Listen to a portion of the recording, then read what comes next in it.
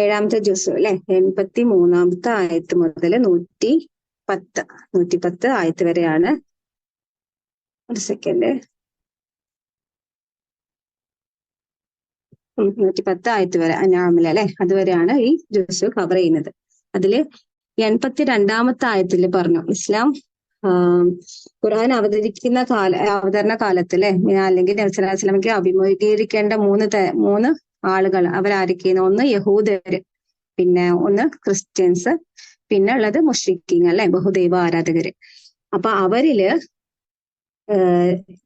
ഇസ്ലാം അല്ലെ മുസ്ലിങ്ങളോട് ഏറ്റവും ശത്രുതയിലുള്ള ആളുകളായിരുന്നു ആര്? യഹൂദരും അതുപോലെ ബഹുദൈവ ആരാധകരും. അതേ സമയത്ത് ക്രിസ്ത്യാനികളോ, അവർക്ക് കുറച്ചും കൂടി മുസ്ലിങ്ങളോട് ഒരു അനുഭാവം ഉണ്ടായിരുന്നു അല്ലെ, അനുകമ്പ ഉള്ളവരായിരുന്നു. നമുക്കറിയാം മുസ്ലിങ്ങൾ ആദ്യമായിട്ട് ഹിജറ പോയപ്പോ, അബസീനിയയിലേക്ക് ഹിജറ പോയ സമയത്ത് അവിടുത്തെ രാജാവ് ഒരു ക്രിസ്ത്യാനിയായിരുന്നു അല്ലെ, നജ്ജാഷി എന്നായിരുന്നു അദ്ദേഹത്തിന്റെ പേര്. അദ്ദേഹം ഹിജറ അവിടേക്ക് വന്നിട്ടുള്ള മുസ്ലിങ്ങളെ സ്വീകരിക്കുകയും അവരുടെ മതം അല്ലെ സത്യമാണെന്ന് വിശ്വസിക്കുകയും ചെയ്യുന്നുണ്ട്. അവസാനം നബി സല്ലല്ലാഹു അലൈഹി വസല്ലമ അവർക്ക് വേണ്ടി ജനാസ നമസ്കാരം വരെ നടത്തുന്നുണ്ട്. അതുപോലെ തന്നെ റോമയിലെ രാജാവ്, അവരൊക്കെ ഇസ്ലാമിനോട് അനുഭാവം ഉള്ളവരായിരുന്നു, അല്ലെങ്കിൽ മുസ്ലിങ്ങളോട് അവർ സത്യമാണെന്ന് മനസ്സിലാക്കിയിട്ട് ഇസ്ലാം മതം സ്വീകരിച്ച ആളുകളായിരുന്നു അല്ലെ. 83-ാമത്തെ ആയത്തില് ഇതേപോലെ ഇസ്ലാം സ്വീകരിച്ച ക്രിസ്ത്യാനികളുടെ ഒരു വിഭാഗത്തെ കുറിച്ച് പറയുന്നുണ്ട്. 83-ാമത്തെ ആയത്തിൽ നമുക്ക് കാണാം, റസൂലിന് അവതരിക്കപ്പെട്ടത് അവർ കേട്ടാൽ സത്യം മനസ്സിലാക്കിയതിന്റെ ഫലമായി അവരുടെ കണ്ണുകളിൽ നിന്ന് കണ്ണുനീർ ഒഴുകുന്നതായിട്ട് നിനക്ക് കാണാം. അവർ എന്നിട്ട് പ്രാർത്ഥിക്കുന്നുണ്ട് അല്ലെ, റബ്ബന ആമന്ന ഫക്തുബന അഷാഹിദീൻ, ഞങ്ങളുടെ രക്ഷിതാവെ ഞങ്ങൾ വിശ്വസിച്ചിരിക്കുന്നു, അതിനാൽ സത്യസാക്ഷികളോടൊപ്പം ഞങ്ങളെയും രേഖപ്പെടുത്തണമേ. അപ്പം അവരിൽ ഒരു വിഭാഗം ആളുകളിലെ അവരത് സത്യമാണ് ഇതെന്ന് മനസ്സിലാക്കിയിട്ട് ഖുർആൻ ഇസ്ലാം മതം സ്വീകരിച്ചിരിക്കുന്നതായിട്ട് നമുക്ക് കാണാൻ സാധിക്കുന്നുണ്ട്. അവർക്കുള്ള പ്രതിഫലമോ 86-ാമത്തെ ആയത്തിൽ പറയുന്നുണ്ട്. അല്ലാഹു സുബ്ഹാനഹു വ തആല 87-ാമത്തെ ആയത്തില് 85-ാമത്തെ ആയത്തിൽ പറയുന്നുണ്ട്. എന്താ പറയുന്നത്? ജന്നാത്തിൻ തജ്രി മിൻ തഹ്തിഹൽ അൻഹാറു ഖാലിദീന ഫീഹ അല്ലെ, അവർക്ക് അതിന്റെ പ്രതിഫലമായിട്ട് താഴ്ഭാഗത്ത് കൂടി അരുവികൾ ഒഴുകുന്ന സ്വർഗത്തോപ്പുകൾ റബ്ബ് നൽകുന്നുണ്ട് അല്ലെ, അതും അവരതിൽ നിത്യവാസികളായിരിക്കും. ഇനി അടുത്തൊരു വിഷയമായിട്ട് പറയാം. അതിനിടയിൽ ഭക്ഷണ കാര്യത്തെ കുറിച്ച് ഒന്നും കൂടി ഓർമ്മപ്പെടുത്തുന്നുണ്ട് അല്ലെ. യാ അയ്യുഹല്ലദീന ആമനു, എന്താ അവരോട് പറയുന്നത്? ഹലാലും തൊയ്യിബായിട്ടുള്ള ആഹാരമാണ് നിങ്ങൾ കഴിക്കേണ്ടത്. അത് മാത്രം പോരാ അല്ലെ, വലാ തഅ്തദു, നിങ്ങൾ ഒരിക്കലും അതിര് കവിയരുത്. വളരെ കുറച്ചേ ഹറാമാക്കിയിട്ടുള്ളൂ അല്ലെ അല്ലാഹു സുബ്ഹാനഹു വ തആല. പക്ഷെ ഹലാലായതെല്ലാം വലിച്ചു വാരി തിന്നാൻ പറ്റില്ല അല്ലെ, അതിലൊക്കെ ഒരു ലിമിറ്റ് വെക്കണം. വലാ തഅ്തദു ഇന്നല്ലാഹ ലാ യുഹിബ്ബുൽ മുഅ്തദീൻ, അല്ലാഹു സുബ്ഹാനഹു വ തആല ഒരിക്കലും പരിധി ലംഘിക്കുന്നവരെ ഇഷ്ടപ്പെടുകയില്ല അല്ലെ എന്ന് ഒന്നും കൂടി ഓർമ്മപ്പെടുത്തുന്നുണ്ട്. ഈ ഒരു ഭക്ഷണ വിഷയം അല്ലെ, അത് ഇടയ്ക്കിടയ്ക്ക് വരുന്നുണ്ട് പരിശുദ്ധ ഖുർആനിൽ നമുക്ക് കാണാം. ഇടയ്ക്കിടയ്ക്ക് ആ ഒരു വിഷയം ഒന്നും കൂടി ഉണർത്തുന്നുണ്ട് സത്യവിശ്വാസികളെ.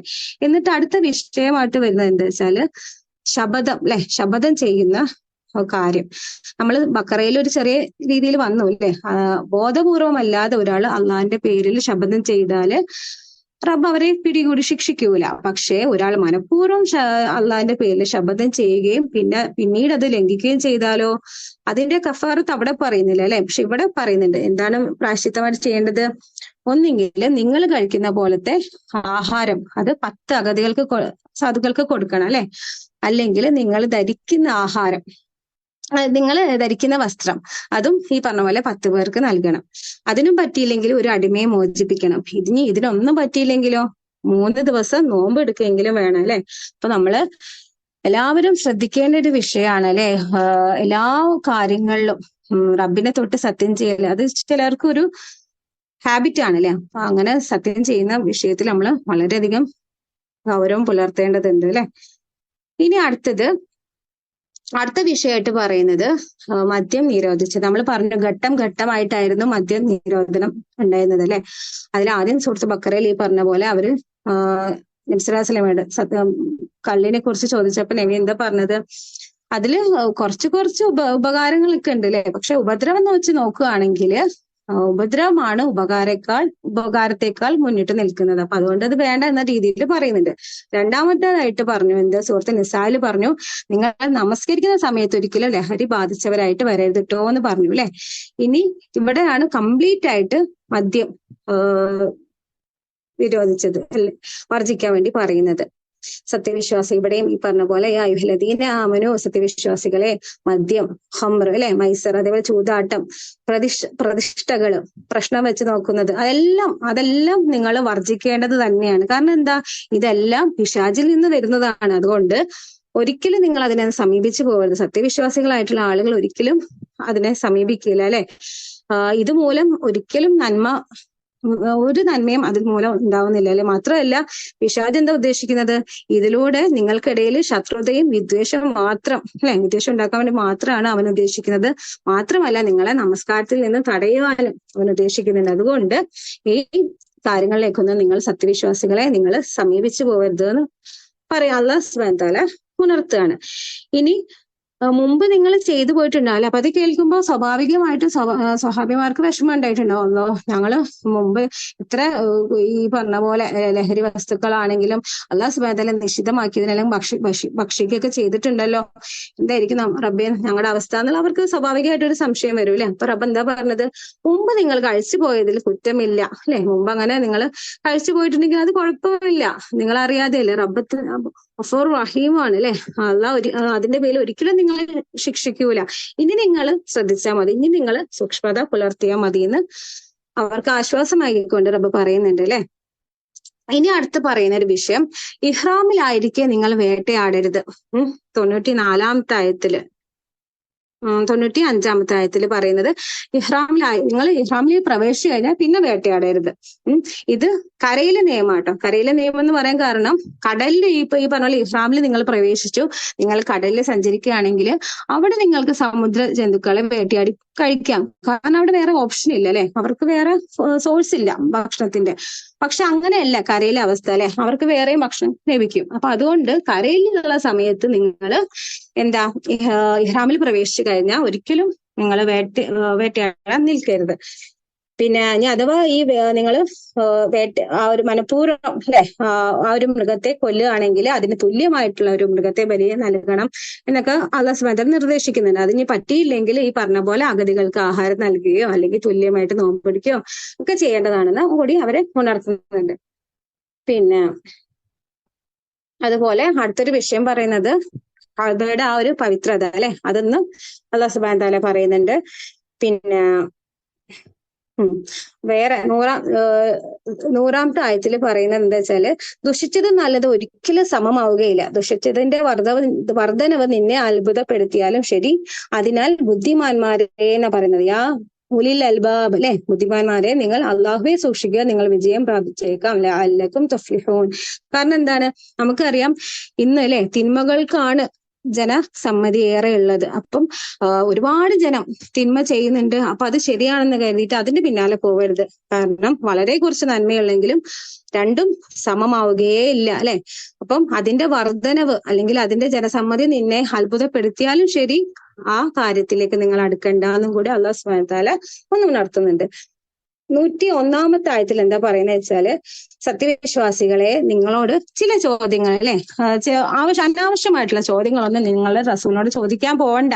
ഇനി ആ ഒരു ചോദ്യത്തിന് ഉത്തരം നിങ്ങൾക്ക് വെളിപ്പെട്ട് കഴിഞ്ഞാൽ ചിലപ്പോൾ നിങ്ങൾക്കത് പ്രയാസമായിരിക്കും അല്ലെ, നിങ്ങൾക്കത് മനപ്രയാസം ഉണ്ടാക്കുക തന്നെ ചെയ്യും. അപ്പൊ അതുകൊണ്ട് അനാവശ്യമായിട്ടുള്ള ചോദ്യങ്ങളൊന്നും റസൂലിനോട് ചോദിക്കാൻ പോകണ്ട. കാരണം ഒരു ജനത അല്ലെ, ഒരു ജനത മുമ്പ് ഇതേപോലെ ഒരു ജനത ഉണ്ടായിരുന്നു. അവർ അനാവശ്യ ചോദ്യങ്ങൾ ചോദിച്ചതിന്റെ പേരിൽ അവര് നശിച്ചു പോയിട്ടുണ്ട് അല്ലെ. നമുക്കറിയാം മൂസ നബി അലൈഹി സ്വലാമിന്റെ ജനത അല്ലെ, ബനൂ ഇസ്രായേലുകാര്.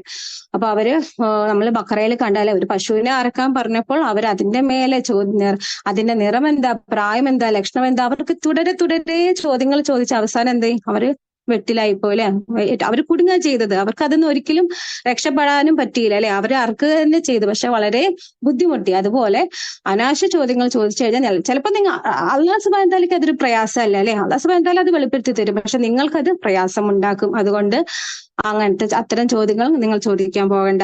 അത് രണ്ട് ഉദാഹരണങ്ങൾ പറയുന്നുണ്ട്. ഒന്ന് നബി സല്ലല്ലാഹു അലൈഹി വസല്ലമയോട് ഒരാൾ ചോദിക്കുന്നുണ്ട്, എന്റെ പിതാവ് ആരാണ് നബിയെന്ന്. അതൊക്കെ ഒരു പ്രവാചകനോട് ചോദിക്കേണ്ട ഒരു കാര്യമുണ്ടോ അല്ലെ? പ്രവാചകൻ ഇന്നതാണ് നിന്റെ പിതാവെന്ന് വെളിപ്പെടുത്തി കൊടുക്കേണ്ട ആവശ്യമില്ല അല്ലെ, ഇന്ന ആളാണെന്ന്. അതുപോലെ ഒരു തവണ ഹജ്ജ് നിർബന്ധമാക്കിയ സമയത്ത് ഒരു സ്വഹാബി എണീറ്റ് ചോദിക്കുന്നുണ്ട്, എല്ലാ കൊല്ലവും നബി നമ്മൾ ഹജ്ജ് ചെയ്യണം നിർബന്ധമാണോ എന്നുള്ളത്. നബി സല്ലല്ലാഹു അലൈഹി വസല്ലം ഒന്നും മിണ്ടുന്നില്ല. വീണ്ടും ചോദ്യം ആവർത്തിക്കുന്നുണ്ട്. വീണ്ടും നബി സല്ലല്ലാഹു അലൈഹി വസല്ലം മിണ്ടുന്നില്ല. മൂന്നാമത് ചോദിച്ചപ്പോ എന്താ നബി സല്ലല്ലാഹു അലൈഹി വസല്ലം പറഞ്ഞത്, ഞാനത് പറയാതെ നിന്ന സമയത്ത് നിങ്ങളത് വിടണമായിരുന്നു അല്ലെ. കുറച്ച് രൂക്ഷമായിട്ടാ പറഞ്ഞത്. ഇനി അഥവാ അത് നിങ്ങൾക്ക് എല്ലാ കൊല്ലം ഹജ്ജ് നിർബന്ധമാക്കുകയാണെങ്കിൽ നിങ്ങൾക്കത് ചെയ്യാൻ പറ്റുമോ? നിങ്ങൾക്കത് പ്രയാസമായിരിക്കും അല്ലെ. അപ്പൊ അതുകൊണ്ട് അനാവശ്യ ചോദ്യങ്ങൾ വെറുതെ ചോദിച്ച് നിങ്ങൾ സ്വയം വെട്ടിലാവരുത്. അത് സത്യവിശ്വാസികളോട് പ്രത്യേകമായിട്ട് റബ്ബ് ഉണർത്തുകയാണ്.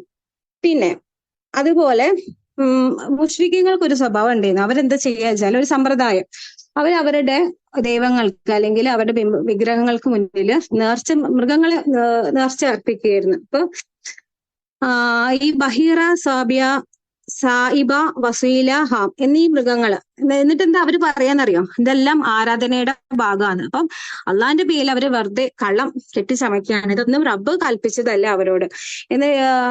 ഓരോ മൃഗങ്ങളെ ഇപ്പൊ അതിൽ രണ്ട് ഉദാഹരണം പറയാം. ഒരു 5 പ്രസവിച്ച ഒരു പെണ്ണൊട്ടകത്തിന്റെ കാത് കീറിയിട്ട് അതിനെ അവരുടെ ദൈവങ്ങൾക്ക് മുന്നിൽ നേർച്ചയായിട്ട് അർപ്പിക്കും. എന്നിട്ട് പറയും, അതിന്റെ പാലൊന്നും ഇനി ആർക്കും ഉപയോഗിക്കാൻ പാടില്ല അല്ലെ, അത് ദൈവങ്ങൾക്കുള്ളതാന്ന് പറയും. അതുപോലെ രോഗശമനത്തിന് വേണ്ടി അവര് നേർച്ച ചെയ്യുന്നതാണ് സായിബ എന്ന് പറഞ്ഞിട്ടുള്ളത്. അപ്പൊ അങ്ങനെ അതിന്റെ വിശദാംശങ്ങളിലേക്ക് നമുക്ക് പോകേണ്ട ആവശ്യമില്ല അല്ലെ. പക്ഷെ ഇതൊന്നും റബ്ബ് അവരോട് ചെയ്യാൻ കൽപ്പിച്ചിട്ടില്ല. അടുത്ത വിഷയം പറയുന്നത് എന്താ അറിയോ? അടുത്ത വിഷയം പറയുന്നത് വസിയത്താണ്. വസിയത്ത് പറഞ്ഞാൽ ഒരാള് മരണാസന്നനാവുമ്പോ സമയത്ത് 106-ാമത്തെ ആയത്താണ്, മരണമാസന്നമായാല് വസിയത്തിന്റെ സമയത്ത് 2 പേര് നീതിമാന്മാരായിട്ടുള്ള 2 പേരെ നിങ്ങൾ സാക്ഷികളായിട്ട് വെക്കേണ്ടതാണ്. ഇനി അഥവാ യാത്രയിലായിരിക്കും നിങ്ങൾ മരണപ്പെടുക, അല്ലെങ്കിൽ ഇതേപോലെ മരണം വന്നെത്തുന്ന സമയം, നിങ്ങൾ യാത്ര ചെയ്യുന്ന സമയത്താണ് ഇതേപോലെ ബുദ്ധിമുട്ട് വരിക. അപ്പൊ നിങ്ങൾ എന്താ ചെയ്യേണ്ടത്?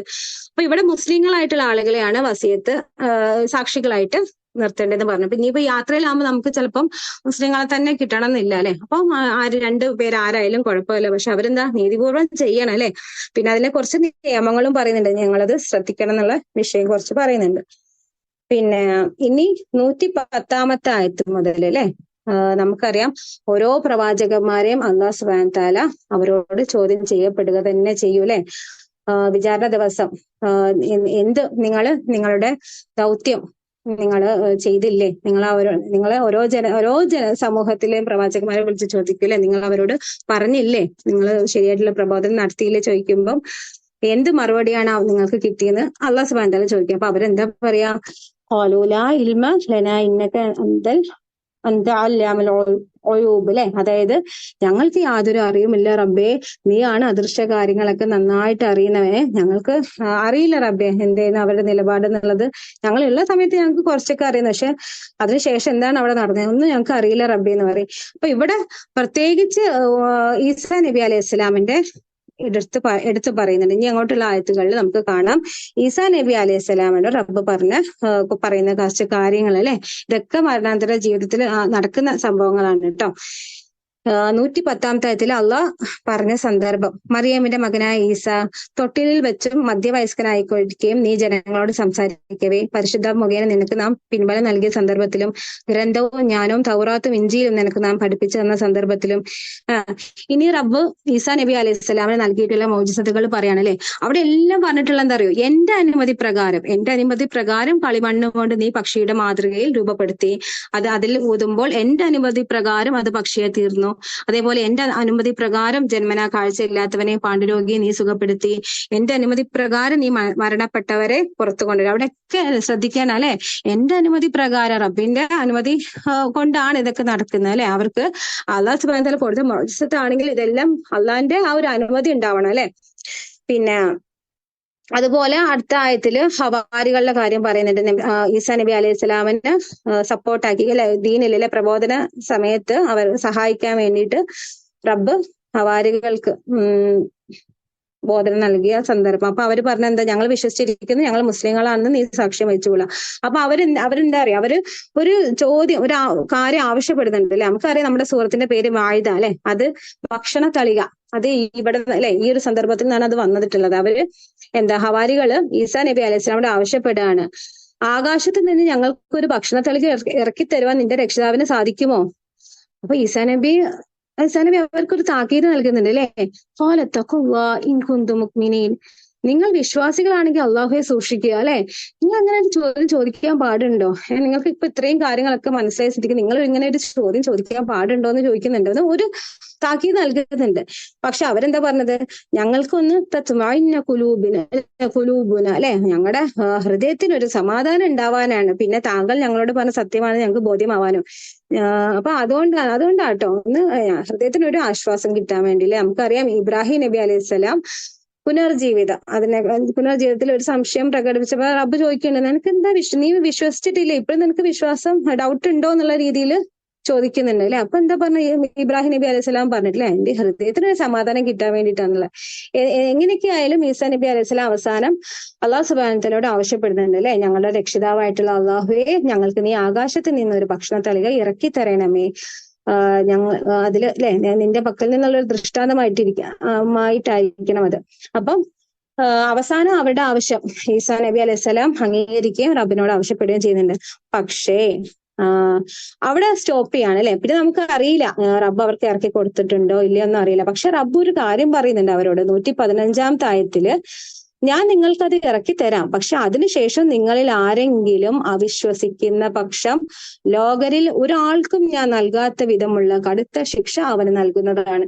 അപ്പൊ അതാണ് അല്ലെ ഹൈലൈറ്റ് ചെയ്യേണ്ട കാര്യം. അതായത് ഞാനത് നിങ്ങൾക്ക് ഇറക്കി തരാം, എനിക്കത് പ്രയാസമല്ല, പക്ഷെ അതിനുശേഷവും നിങ്ങൾ അവിശ്വസിക്കുകയാണെങ്കിൽ ആർക്കും ഇന്നേ വരെ കൊടുക്കാത്ത ഒരു കഠിനമായ ശിക്ഷ നിങ്ങൾക്ക് തരിക തന്നെ ചെയ്യുന്നു. അപ്പം അതിന് നമ്മൾ ഈ പറഞ്ഞ പോലെ അതിനുശേഷം അവർക്ക് ഈ ഭക്ഷണ തളിക ഇറക്കി കൊടുത്ത ഒന്നും നമുക്കറിയില്ല. പക്ഷെ ഒരു വിഭാഗം പറയുന്നുണ്ട് അവർ ആ ആവശ്യം പിൻവലിച്ചു. കാരണം ഇത് കേട്ടപ്പോൾ അവർക്ക് പേടിയായി പോയി അല്ലെ. അവർ പെട്ടെന്ന് അത് കാര്യം പിൻവലിച്ചു എന്ന് പറയുന്നുണ്ട്. പിന്നെ അടുത്തത് ഈസാ നബി അലൈഹി സ്വലാമിനോട് റബ്ബ് ചോദിക്കുകയാണ് ഒരു ചോദ്യം. എന്താ ചോദിക്കുന്നത്, നീയും നിന്നെയും നിന്റെ മാതാവിനെയും ആരാധിക്കാൻ നീ പറഞ്ഞിട്ടുണ്ടോ നിന്റെ ജനങ്ങളോട്? നീയാണോ അവരോട് ആവശ്യപ്പെട്ടത്? അത് കേട്ട് ഈസാ നബി ആകെ പേടിച്ചു ഇല്ലേ. ഈസാ നബി എന്താ പറഞ്ഞ, നീ എത്ര പരിശുദ്ധൻ, കാല സുബ്ഹാനക്, നീ എത്ര പരിശുദ്ധൻ, എനിക്ക് യാതൊരു അവകാശവും ഇല്ലാതെ ഞാൻ പറയാൻ പറ്റൂലല്ലോ, നിനക്ക് അറിയാലോ ഞാനത് പറഞ്ഞിട്ടുണ്ടോ ഇല്ല. ഞാൻ ഒരിക്കലും അത് പറഞ്ഞിട്ടില്ല റബ്ബേ. പിന്നെ ഞാനത് പറഞ്ഞിരുന്നെങ്കിൽ തീർച്ചയായിട്ടും നീ അത് അറിഞ്ഞിരിക്കുമല്ലോ അല്ലെ. എന്റെ മനസ്സിലുള്ളത് നീ എന്തായാലും അറിയാതെ ചെയ്യാം. അതുകൊണ്ട് ഞാൻ ഒരിക്കലും റബ്ബെ അത് ചെയ്തിട്ടില്ല, നീ തന്നെയാണ് അദൃശ്യ കാര്യങ്ങൾ അറിയുന്നവൻ. ഈസാ നബി അലൈഹി സ്വലാം ഒരിക്കലും അവരോട് പറഞ്ഞിട്ടില്ല അല്ലെ, എന്നെയും എന്റെ മാതാവിനെയും നിങ്ങൾ ആരാധിക്കണമെന്ന്. പക്ഷെ അവരാണ് വഴി പിരിച്ചു പോയ സമൂഹം അല്ലെ. അവര് ഈസാ നബി അലൈഹി സ്വലാമിനോടുള്ള ആരാധന മൂത്തിട്ട് അവസാനം എന്ത് ഈസാ നബിയെ ദൈവമായിട്ട് തന്നെ കണക്കാക്കി. പിന്നെ എന്നിട്ട് ഈസാ നബി അലൈഹി സ്വലാം 117-ാമത്തെ ആയത്തിൽ പറയുന്നുണ്ട്, നീ എന്നോട് കൽപ്പിച്ച കാര്യം അഥവാ എന്റെയും നിങ്ങളുടെ രക്ഷിതാവായ അള്ളാഹുവിനെ നിങ്ങൾ ആരാധിക്കണം എന്ന കാര്യം മാത്രമേ റബ്ബെ ഞാൻ അവരോട് പറഞ്ഞിട്ടുള്ളൂ. ഞാൻ അവർക്കിടയിൽ ഉണ്ടായപ്പോഴൊക്കെ ഞാൻ അതിന് സാക്ഷി ചെയ്യുന്നു. പക്ഷെ പിന്നെ നീ എന്നെ നിന്റെ അടുക്കലേക്ക് അല്ലെ ഏറ്റെടുത്തപ്പോൾ നീ തന്നെയാണല്ലോ അവരെ നിരീക്ഷിച്ചിരുന്നത്. അപ്പൊ നീയാണ് എല്ലാ കാര്യത്തിലും നീ തന്നെയാണ് സാക്ഷി എന്ന് പറയുന്നുണ്ട് അല്ലെ. വഅൻത അലാ കുല്ലി ഷൈഇൻ ഷഹീദ്, നീ തന്നെയാണ് എല്ലാ കാര്യത്തിലും സാക്ഷിയായിട്ടുള്ളവൻ എന്ന് പറയുന്നുണ്ട്. എന്നിട്ട് ഈസാ നബി അലൈഹി സ്വലാം ഒരു കാര്യം കൂടി പറയുന്നുണ്ട് കേട്ടോ, നീ അവരെ ശിക്ഷിക്കുകയാണെങ്കിൽ തീർച്ചയായിട്ടും അവർ നിന്റെ ദാസന്മാരാണല്ലോ, പക്ഷെ നീ അവർക്ക് പുറത്തു കൊടുക്കുകയാണെങ്കിൽ നീ തന്നെയാണല്ലോ പ്രതാപിയും യുക്തിമാനും അല്ലെ. അത്രയും സ്നേഹം ഉണ്ടായിരുന്നു ഈസാ നബി. എല്ലാ പ്രവാചകന്മാർക്കും അതേപോലെ അവരുടെ ഉമ്മത്തുകളോട് വളരെ സ്നേഹമുള്ള ആളുകളായിരുന്നു അല്ലെ. പക്ഷെ റബ്ബ് എന്താ പറഞ്ഞത്, ഇത് ആർക്കത് പ്രയോജനപ്പെടാം? സത്യവാന്മാർക്ക് മാത്രം അല്ലെ. ഇത് വിശ്വസിച്ച ആളുകൾക്ക് മാത്രമേ അതിൽ നിന്നൊരു ബെനിഫിറ്റ് കിട്ടുള്ളൂ. അല്ലാതെ അവിശ്വാസികളായിട്ട് മാറുകയും പിന്നെ അതേപോലെ റബ്ബ് കൽപ്പിക്കാതെ ചെയ്തവർക്ക് അതുകൊണ്ട് അവർക്കൊരു നേട്ടവും ലഭിക്കില്ല അല്ലെ.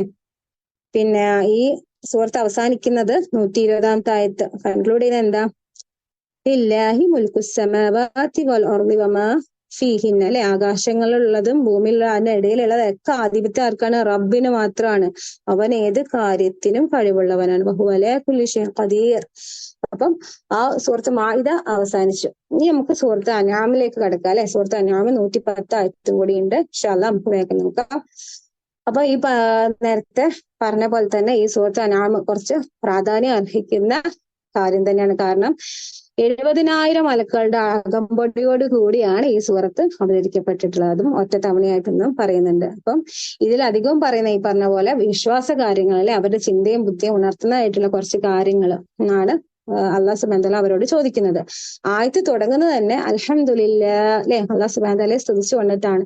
പിന്നെ റബ്ബിന്റെ ഒരു ക്രിയേഷൻസ് അല്ലെ, അള്ളാഹു സുബ്ഹാനഹു വതആല സൃഷ്ടിപ്പ്, അവന്റെ അസ്തിത്വം അല്ലെ, അത് തെളിയിക്കാനായിട്ടുള്ള കുറെ കാര്യങ്ങൾ പറയുന്നുണ്ട്. ആകാശഭൂമികളെ സൃഷ്ടിച്ചവൻ റബ്ബാണ്, രാവും പകലും സൃഷ്ടിച്ചവൻ റബ്ബാണ്, മനുഷ്യരെ കളിമണ്ണിൽ നിന്ന് സൃഷ്ടിച്ചത് റബ്ബാണ്, അങ്ങനെയെല്ലാം അല്ലെ, അതെല്ലാം റബ്ബാണെന്ന് പറയുന്നുണ്ട്. എന്നിട്ടും എന്താ അവിശ്വാസികൾക്ക് പറ്റിയത്? അവിശ്വാസികൾ എന്നിട്ടും റബ്ബിന് സമന്മാരെ വെക്കുകയാണ് ചെയ്യുന്നത്. പിന്നെ ഇനി അവര് അതേപോലെ അവർക്കൊരു വാണിംഗ് കൊടുക്കുന്നുണ്ട് റബ്ബ് നാലാമത്തെ ആയത്തില്, അഞ്ചാമത്തെ ആയത്തിൽ പറയുന്നുണ്ട്,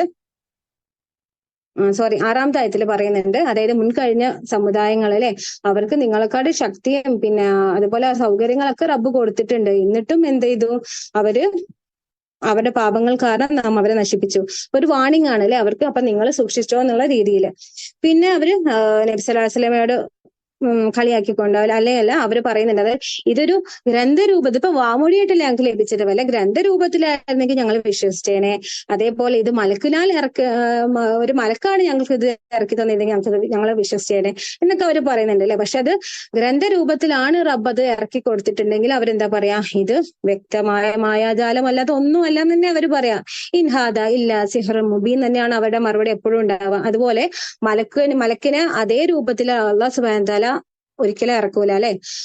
മലക്ക് വഴിയാണ് അത് നൽകപ്പെട്ടിട്ടുണ്ടെങ്കിലും അത് മനുഷ്യരൂപത്തിലായിരിക്കും അവരുടെ ഇടയിൽ വരിക. അപ്പോഴും അവർക്ക് സംശയം വരും. അപ്പൊ അത് അവർ വെറുതെ ഒരു മുടക്ക് ന്യായം പറയുന്നുണ്ടെന്നേ ഉള്ളൂ അല്ലെ. അവരൊരിക്കലും വിശ്വസിക്കാൻ പോണില്ല. അത് റബ്ബിന് അല്ലെ, എല്ലാവരുടെയും ഉള്ളറിയുന്ന റബ്ബിന് അറിയാലോ അവരെന്താ ഒളിപ്പിച്ചു വെച്ചിട്ടുള്ളതെന്നുള്ള.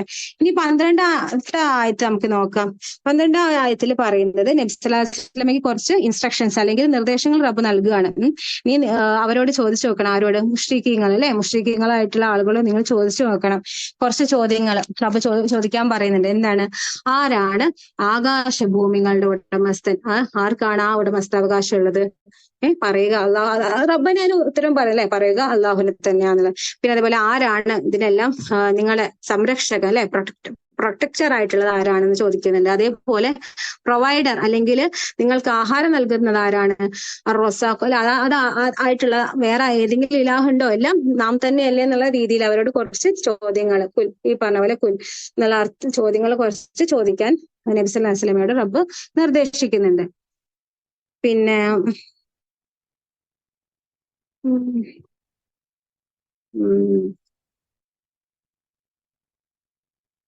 അതുപോലെ സാക്ഷ്യത്തിൽ വെച്ച് ഏറ്റവും വലിയത് ഏതാണെന്ന് ചോദിക്കുന്നുണ്ട്. പറയുക അള്ളാഹു ആണ് എനിക്കും നിങ്ങൾക്കും ഇടയിൽ സാക്ഷി. 19ാമത്തെ ആയത്തിലാണ് ഈ ഖുർആൻ എനിക്ക് നൽകപ്പെട്ടത് അല്ലെ, റബ്ബാണ്. അതേപോലെ നിങ്ങൾക്ക് എന്റെ ദൗത്യം എന്താ? നിങ്ങൾക്കത് പ്രബോധനം അല്ലെ, പ്രബോധനമാണ് എന്റെ ദൗത്യം.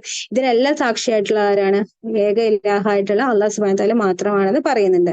ഇതെല്ലാം അവർക്ക് സ്വന്തം അല്ലെ, അഹ്ലുൽ കിതാബിലെ ആളുകൾക്ക് സ്വന്തം മക്കളെ അറിയുന്ന പോലെ ഈ കാര്യങ്ങളൊക്കെ അറിയാം. എന്ത്? റബ്ബ് അല്ലെ, ഏകനായിട്ടുള്ള ഇലാഹ് അത് അള്ളാഹു സുബ്ഹാനഹു വതആല തന്നെയാണ്. അതുപോലെ ഈ ഖുർആൻ അത് ദൈവിക വചനമാണ്, ഗ്രന്ഥമാണ്. പിന്നെ അതുപോലെ നബി സല്ലല്ലാഹു അലൈഹി വസല്ലം അല്ലെ അള്ളാഹിന്റെ പ്രവാചകനാണ്. ഇതെല്ലാം അവർക്ക് സ്വന്തം മക്കളെ നമുക്ക് ഈ പറഞ്ഞ പോലെ എവിടെ ഏത് ആൾക്കൂട്ടത്തിന്റെ ഇടയിലാണെങ്കിൽ നമുക്ക് അവരെ തിരിച്ചറിയാൻ പറ്റൂ അല്ലെ. അതുപോലെ മാതാപിതാക്കൾക്ക് സ്വന്തം മക്കളെ അവരെ എവിടെ പെട്ടുപോയാലും, ഇപ്പൊ ഇത് സ്കൂളിൽ ചെന്നാൽ നിറയെ യൂണിഫോം ഉള്ള കുട്ടികളുടെ ഇടയിലാണെങ്കിലും നമുക്ക് പെട്ടെന്ന് നമ്മുടെ മക്കളെ തിരിച്ചറിയാൻ പറ്റൂ അല്ലെ. അപ്പൊ അതുപോലെ തന്നെ അവർക്ക് ഈ കാര്യങ്ങളൊക്കെ വളരെ സ്പഷ്ടമായിട്ട് വ്യക്തമായിട്ട് അവരുടെ ഗ്രന്ഥങ്ങളിലുണ്ട്. അപ്പൊ അവർക്കിത് കറക്റ്റായിട്ട് അറിയാം. എങ്കിലും അവരെന്താ ചെയ്യണത്? അവര് റിജക്ട് ചെയ്യാണ് അല്ലെ. പിന്നെ അതുപോലെ തന്നെ അടുത്ത വിഷയമായിട്ട് പറയുന്നത്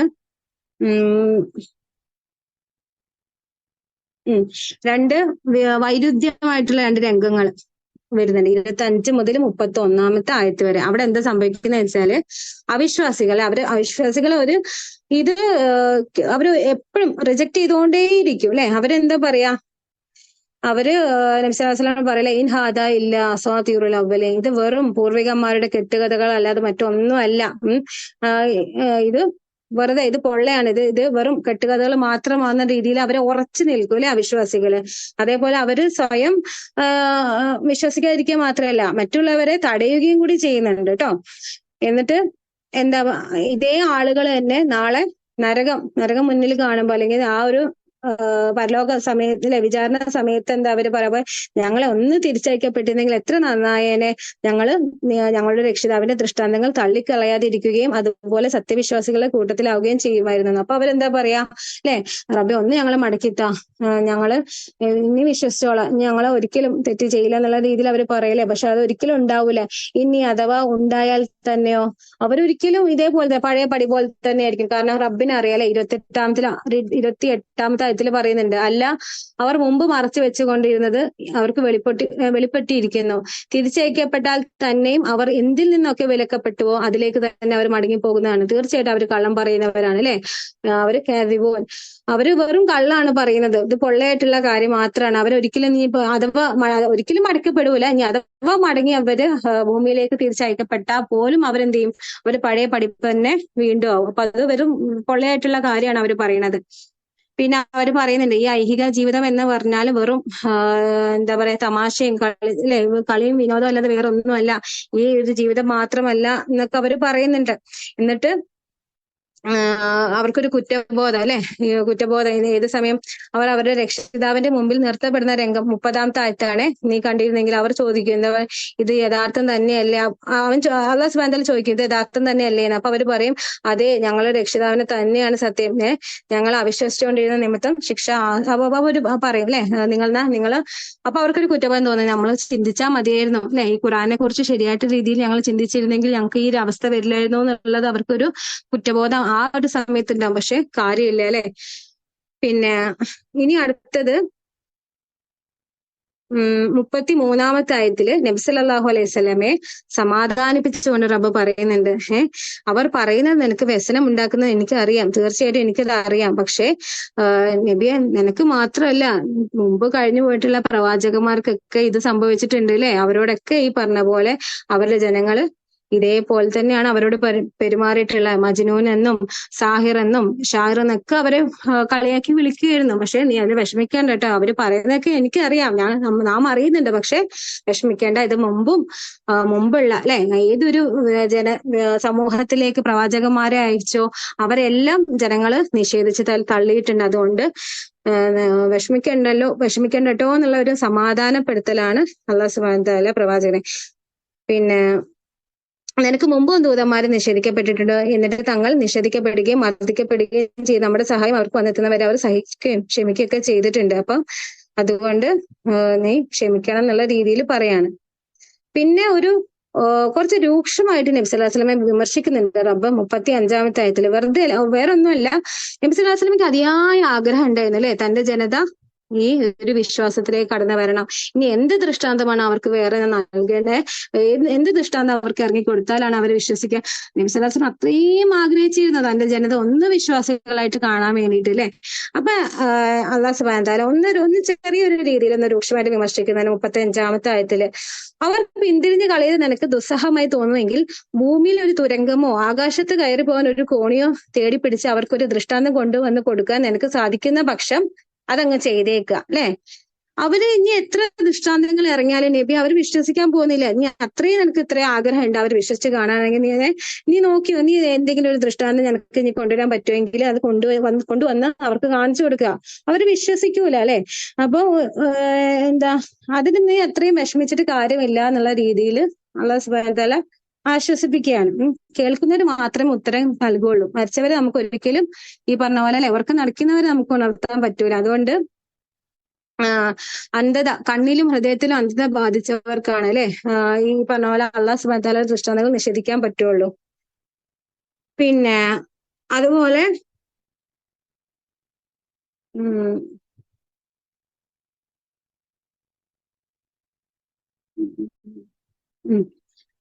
അതുപോലെ 48-ാമത്തെ ആയത്തില് സെക്കൻഡ് ഉം. ഉം. അതുപോലെ റബ്ബ് കുറെ ചോദ്യങ്ങൾ അവരോട് ചോദിക്കുന്നുണ്ട്. അതായത് നിങ്ങളുടെ കാഴ്ചകളും കേൾവിയൊക്കെ നാം പിടിച്ചെടുത്ത അത് പിന്നെ തിരിച്ചു തരാൻ വേറെ ആർക്കെങ്കിലും നാം അല്ലാതെ വേറെ ആർക്കെങ്കിലും സാധിക്കുമോ? നിങ്ങൾക്ക് അങ്ങനെ പറ്റുമെങ്കിൽ നിങ്ങൾ അവരെ വിളിച്ചു നോക്കുക, അല്ലെങ്കിൽ കിട്ടുമെന്ന് നോക്കുക അല്ലെ. നിങ്ങളുടെ കേൾവിയും കാഴ്ചകളും പിടിച്ചെടുക്കുകയും നിങ്ങളുടെ ഹൃദയങ്ങളിൽ മേൽ അവൻ മുദ്ര വെക്കുകയും ചെയ്യുന്ന പക്ഷം അള്ളാഹു അല്ലാതെ ഏതൊരു ആരാധ്യനാണ് നിങ്ങൾക്കത് കൊണ്ടുതരാനുള്ളത്? അതുപോലെ ആ, അതുപോലെ ഒരു കാര്യം പറയുന്നുണ്ട്. അതായത് 48-ാമത്തെ ആയത്തിലെ അല്ലെ പ്രവാചകന്മാരുടെ ദൗത്യം പറയുന്നുണ്ട്. മുബശ്ശിരീന മുൻസിരീൻ അല്ലെ, സന്തോഷ വാർത്ത അറിയിക്കാനും താക്കീത് നൽകാനുമായിട്ടാണ് ആരെ പ്രവാചകന്മാരെ അള്ളാഹു സുബ്ഹാനഹു വ തആല അയച്ചിട്ടുള്ളത്. അതുകൊണ്ട് നമ്മുടെ ദൃഷ്ടാന്തങ്ങൾ നിഷേധിച്ച് കളഞ്ഞവർക്ക് നരകശിക്ഷ എന്തായാലും ഉണ്ടെന്ന് അള്ളാഹു സുബ്ഹാനഹു വ തആല വാൺ ചെയ്യുന്നുണ്ട് അല്ലെ. പിന്നെ 50-ാമത്തെ ആയത്തില് നബി സല്ലല്ലാഹു അലൈഹി വസല്ലം അവരോട് പറയുന്നുണ്ട്, ഞാനൊരു സാധാരണ മനുഷ്യൻ തന്നെയാണ് അല്ലെ, റബ്ബിന്റെ പ്രവാചകനാണ്. അതേ സമയത്ത് അള്ളാഹുവിന്റെ ഖജനാവുകൾ എന്റെ പക്കലുണ്ട് ഞാൻ നിങ്ങളോട് പറയുന്നില്ല. എനിക്ക് അദൃശ്യകാര്യം അറിയാവുന്നത് ഞാൻ പറഞ്ഞിട്ടില്ല. ഞാനൊരു മലക്കാണെന്ന് ഞാൻ നിങ്ങളോട് പറയുന്നില്ല. എനിക്ക് എന്താ റബ്ബ് എന്നോട് ബോധന അല്ലെ വഹി നൽകപ്പെട്ടത്, അതിനെയാണ് ഞാൻ പിന്തുടരുന്നത്. അപ്പൊ ഒരിക്കലും ഞാൻ നിങ്ങളെ പോലെ തന്നെയാണെന്നുള്ള രീതിയിൽ അവരോട് സംസാരിക്കുന്നുണ്ട് 50-ാമത്തെ ആയത്തില്. പിന്നെ അതുപോലെ 52-ാമത്തെ ആയത്തില് തങ്ങളുടെ രക്ഷിതാവിന്റെ തിരുമുഖം ലക്ഷ്യമാക്കിക്കൊണ്ട് രാവിലെയും വൈകുന്നേരം അവനോട് പ്രാർത്ഥിച്ചു കൊണ്ടിരിക്കുന്നവരെ നീ അകറ്റരുത് അല്ലെ. അത് അള്ളാഹു സുബ്ഹാനഹു വ തആല നബി സല്ലല്ലാഹു അലൈഹി വസല്ലമയോട് പറയുകയാണ്. എന്താ പറയുന്നത്?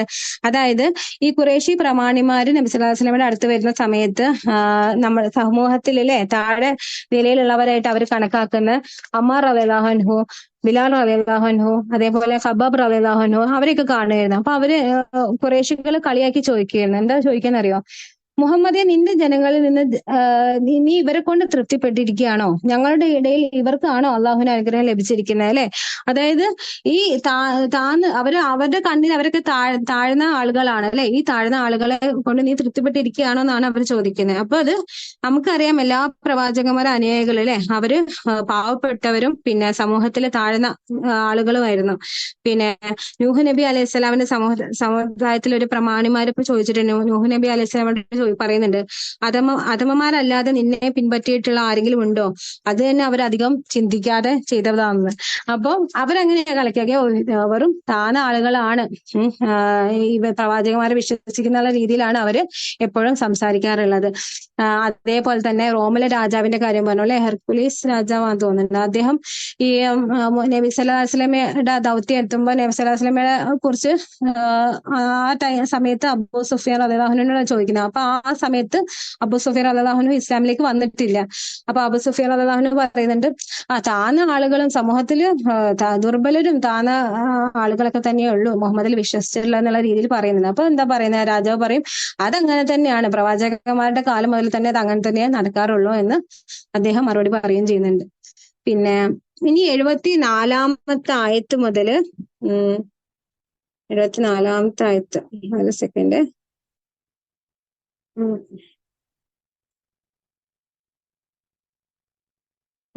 ആരായ മുമ്പ് 59-ാമത്തെ ആയത്തിൽ പറയുന്നുണ്ട്, അവന്റെ പക്കലാകുന്നു അദൃശ്യകാര്യത്തിന്റെ ഖജനാവുകൾ, അവനല്ലാതെ അത് അറിയുകയില്ല. കരയിലും കടലിലുള്ളതും അവൻ അറിയുന്നു അല്ലെ. അവനെ അറിയാതെ ഒരു ഇല പോലും വീഴുന്നില്ല. അത് നമുക്കറിയുന്ന ഇതല്ലേ ഒരായത്ത്. അതുപോലെ എന്താ പറയാ, ഭൂമിയിൽ ഇരുട്ടുകൾക്കുള്ളിലുള്ള ഒരു ധാന്യമണിയാകട്ടെ പച്ചയുണയുമായിട്ട് ഏതൊരു വസ്തുവായിട്ട് വ്യക്തമായ ഒരു രേഖയിൽ എഴുതപ്പെട്ടതായിട്ടില്ല, ഒന്നുമില്ല അല്ലെ.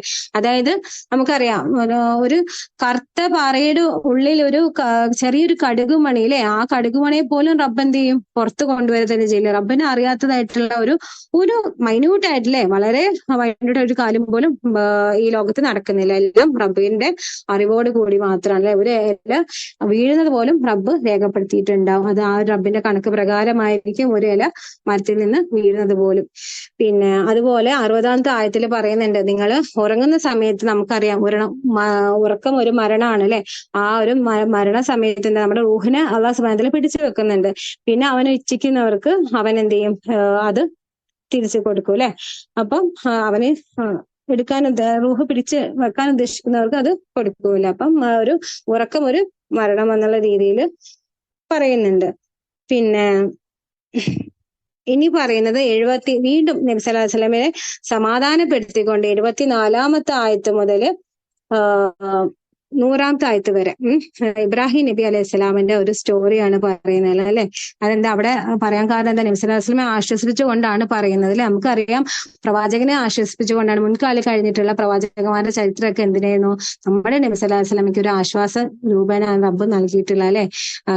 നബിയെ നീ വിഷമിക്കേണ്ട കേട്ടോ, നിനക്ക് മുമ്പുള്ള പ്രവാചകന്മാർക്കും ഇതേപോലത്തെ സംഭവങ്ങളൊക്കെ ഉണ്ടായിട്ടുണ്ട്, ഇതേ സിറ്റുവേഷനിൽ കൂടി തന്നെയാണ് അവരും കടന്നു പോയിട്ടുള്ളത് എന്ന ഒരു ആശ്വാസ രൂപേണ അള്ളാഹു സുബ്ഹാനഹു വ തആല ഈ കഥകളൊക്കെ നബി സല്ലല്ലാഹു അലൈഹി വസല്ലമയ്ക്ക് വിവരിച്ചു കൊടുക്കുന്നത് അല്ലെ. ഇനി നമുക്ക് നോക്കാം 74-ാമത്തെ ആയത്ത്. 74-ാമത്തെ ആയത്തിലാണ് ഇബ്രാഹിം നബി അലൈഹി സ്വലാമിന്റെ ആ ഒരു സ്റ്റോറി വരുന്നത്. അവിടെ ഇബ്രാഹിം തന്റെ പിതാവായിട്ടുള്ള ആസറിനോട് പറഞ്ഞ സന്ദർഭം ഓർക്കുക. ചില ബിംബങ്ങളെയാണോ താങ്കൾ ആരാധ്യരായിട്ട് സ്വീകരിക്കുന്നത്? തീർച്ചയായിട്ടും താങ്കളും താങ്കളുടെ ജനതയും വ്യക്തമായ വഴികേടിലാണെന്ന് ഞാൻ കാണുന്നു. അപ്പൊ നിങ്ങൾ സ്വയം കൈകൊണ്ട് ഉണ്ടാക്കിയാലേ ഈ ഒരു കാണാൻ പറ്റൂല, കേൾക്കാൻ പറ്റൂല, അവർക്കൊന്നും പറയാൻ പറ്റില്ല, ഈ ഒരു വിഗ്രഹങ്ങളെയാണോ നിങ്ങൾ ആരാധ്യരായിട്ട് സ്വീകരിക്കുന്നത്?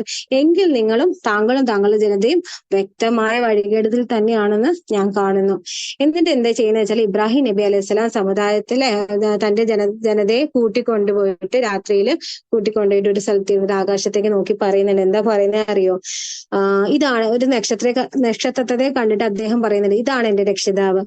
അപ്പൊ എന്താ സംഭവിച്ച, കുറച്ചു കഴിഞ്ഞപ്പം ഫലമ്മ അഫല അല്ലെ, കുറച്ചു കഴിഞ്ഞപ്പോ അത് അസ്തമിച്ചു.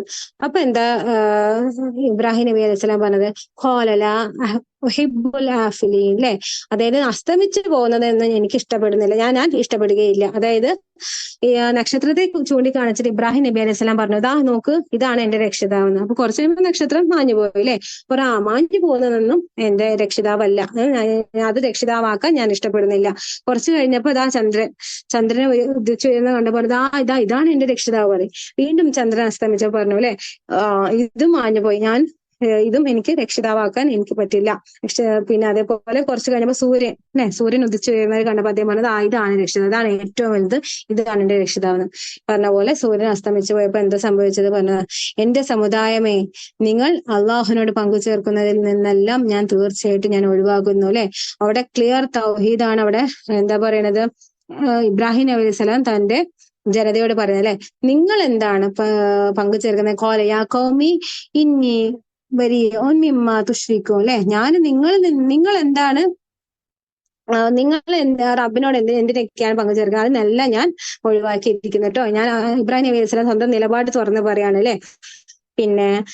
പിന്നെ അതേപോലെ തീർച്ചയായും ഞാൻ നിർമാർഗത്തിൽ ഉറച്ചു നിന്നുകൊണ്ട് എന്റെ മുഖം ആകാശങ്ങൾക്കും ഭൂമിയിലും സൃഷ്ടിച്ചവനിലേക്ക് തിരിച്ചിരിക്കുന്നു. അല്ലെ, ഋജു മനസ്കനായിട്ട് ഞാൻ എന്റെ റബ്ബിലെ ആകാശഭൂമിയിൽ സൃഷ്ടിച്ചവരിലേക്ക് എന്റെ മുഖം ഞാൻ തിരിച്ചു വെച്ചിരിക്കുന്നു. ഞാൻ ബഹുദൈവാരാധികളിൽ പെട്ടവരല്ല. മമ അന മിനൽ മുശ്രിക്കീൻ. അപ്പം ഇബ്രാഹിം അലൈഹി സ്വലാം തന്റെ നിലപാട് അവിടെ തുറന്നു പറയാണ് ചെയ്യുന്നത്. പിന്നെ എന്നിട്ടും തന്റെ ജനത അല്ലെ, ഇബ്രാഹിം നബി അലൈഹി സ്വലാമിന്റെ ജനത ഇബ്രാഹിം നബി അലൈഹി സ്വലാമോട് തർക്കത്തിൽ ഏർപ്പെടുകയാണ്. അപ്പൊ ഇബ്രാഹിം നബി അലൈഹി സ്വലാം പറയുന്നത് എന്താണ്, അള്ളാഹുവിന്റെ കാര്യത്തിൽ നിങ്ങൾ എന്നോട് തർക്കിക്കുകയാണോ? അവനാകട്ടെ എന്നെ നിർവേദിയിലാക്കിയിരിക്കുകയാണ്, അവനോട് പങ്കുചേർക്കുന്ന യാതൊന്നിനെ ഞാൻ ഭയപ്പെടുന്നില്ല. അപ്പൊ നിങ്ങൾ നിങ്ങളുടെ ദൈവത്തെ കാണിച്ചിട്ട് എന്നെ ഭയപ്പെടുത്താൻ നോക്കണ്ട, കാരണം ഞാൻ അത് ഭയപ്പെടില്ല കേട്ടോ എന്ന് അവരോട് ഇബ്രാഹിം നബി അലൈഹി സ്വലാം തുറന്ന് പറയാണ്. പിന്നെ 84, 85, 86 അല്ലെ, ആ ആയത്തുകളിലൊക്കെ 17ഓളം പ്രവാചകന്മാരെ പറയുന്നുണ്ട്. അവരൊക്കെ വഹ്സിനി, അവരൊക്കെ ഇബ്രാഹിം നബി അലൈഹി സ്വലാം 84 എന്താ പറയുന്നത്, യാക്കൂബ് നബി, ഇസ്ഹാഖ് നബി, പിന്നെ അതെ നൂഹ് നബി, പിന്നെ ദാവൂദ് നബി, സുലൈമാൻ നബി, അയ്യൂബ് നബി, യൂസുഫ് നബി, മൂസ നബി, ഹാറൂൻ നബി, ഇവരെല്ലാം മുഹ്സിനീൻ, അവരൊക്കെ എന്താ സദ്വൃത്തരാണ് അല്ലെ, അവർക്കൊക്കെ നാം പ്രതിഫലം നൽകുകയും ചെയ്യും. അതുപോലെ അടുത്ത ആയത്തിൽ സക്കരിയ നബി, യഹ്യ നബി, ഈസാ നബി, ഇല്യാസ് നബി, അവരൊക്കെ മുഹ്സിനീങ്ങളിൽ പെട്ടതാണ്, സ്വാലിഹീങ്ങൾ ആളുകളാണ്. അതേപോലെ ഇസ്മായിൽ നബി, വല്യാഴ്സ, പിന്നെ യൂനുസ് നബി, ലൂത്ത് നബി, ഇവരൊക്കെ അല്ലാഹു സുബ്ഹാനഹു വ തആല എടുത്ത് പറയുന്നുണ്ട്. പിന്നെ ഇവർക്കൊക്കെ ഈ പറഞ്ഞ പോലെ 2 തരം ആളുകളെ ഡീൽ ചെയ്യേണ്ടി വന്നിട്ടുണ്ട് അല്ലെ. ഒന്ന് സത്യവിശ്വാസികളായിട്ടുള്ള ആളുകളെ, അതേപോലെ ഒന്ന് സത്യനിഷേധികളായിട്ടുള്ള ആളുകളെ. അപ്പൊ നബിയെ താങ്കൾ വിഷമിക്കേണ്ട കാര്യമൊന്നുമില്ല കേട്ടോ, ഇതെല്ലാ പ്രവാചകന്മാരും അനുഭവിച്ചിട്ടുള്ള കാര്യം തന്നെയാണ്.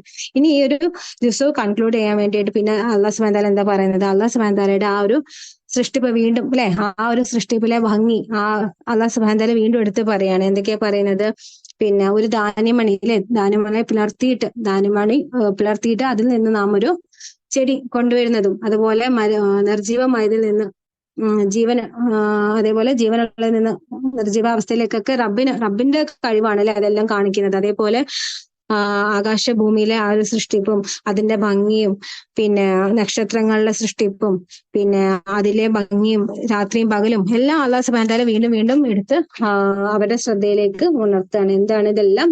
ഇതിനെല്ലാം പിന്നിൽ ആരാണ്? ഏക ഇലാഹായിട്ടുള്ള അല്ലാഹു സുബ്ഹാനഹു വ തആല മാത്രമാണ്.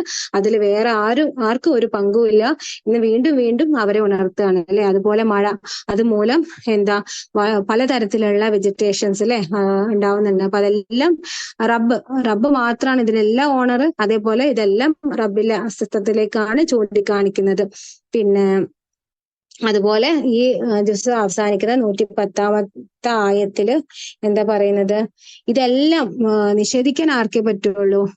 കണ്ണുകളിൽ അന്ധത ബാധിച്ചവർക്ക് മാത്രമേ റബ്ബിന്റെ ഈ ദൃഷ്ടാന്തങ്ങളൊക്കെ നിഷേധിക്കാൻ സാധിക്കുള്ളൂ അല്ലെ എന്ന് പറഞ്ഞുകൊണ്ടാണ് ഈ ഒരു ജുസ് അവസാനിക്കുന്നത്. എല്ലാവർക്കും മനസ്സിലായി എന്ന് കരുതുന്നു. ഈ ഒരു 7-ാമത്തെ ജുസ് അല്ലെ 83 മുതൽ 110 വരെയുള്ള ആയത്തിന്റെ ഒരു ചെറിയൊരു ഷോർട്ട് സമ്മറിയാണ് ഞാൻ പറഞ്ഞിട്ടുള്ളത്. എല്ലാവർക്കും മനസ്സിലായി എന്ന് കരുതുന്നു. വാഹിദ് ദഅ്വാനാ അൽഹംദുലില്ലാഹ്. അസ്സലാമു അലൈക്കും വറഹ്മത്തുള്ളാഹി വബറകാതുഹു. സുബ്ഹാനക അല്ലാഹുമ്മ വബിഹംദിക അഷ്ഹദു അൻ ലാ ഇലാഹ ഇല്ല അൻത അസ്തഗ്ഫിറുക വഅതൂബു ഇലൈക്.